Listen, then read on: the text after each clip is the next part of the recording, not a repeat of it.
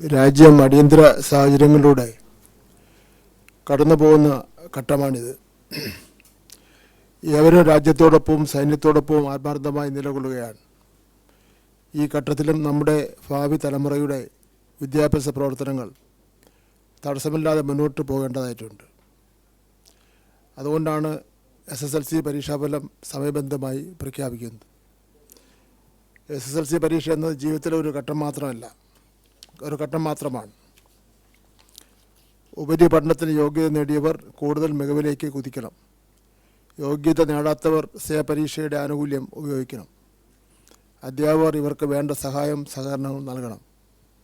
ഇവിടെ ജയവും തോൽവിയില്ല. ജീവിതത്തിൻ്റെ പ്രധാന ഘട്ടങ്ങളിൽ നിന്ന് ഒന്ന് കടന്ന് മുന്നോട്ട് പോകുന്ന സാഹചര്യമാണുള്ളത്. എല്ലാവരും ആത്മവിശ്വാസത്തോടെ ജീവിതം എന്ന പരീക്ഷയാണ് നേരിടേണ്ടത്. എല്ലാ കുഞ്ഞുങ്ങൾക്കും എൻ്റെ ആശംസകൾ നേരുകയാണ്.